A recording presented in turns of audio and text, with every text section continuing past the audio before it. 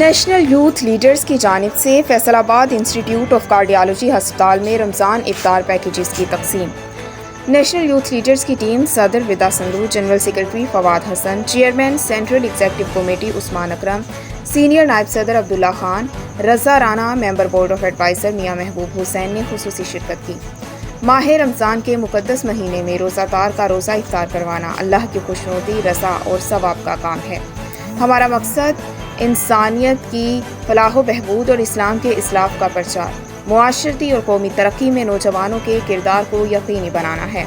یہ اہتمام تمام ممبران کی اجتماعی کاوشوں کا نتیجہ ہے۔ دوسری جانب انہوں نے اسرائیل کے مسجد اقصی اور فلسطین میں برپا ظالمانہ کارروائیوں کی شدید مذمت کی اور عالمی طاقتوں سے اس کے سدباب کے لیے اقدامات کرنے کا مطالبہ کیا۔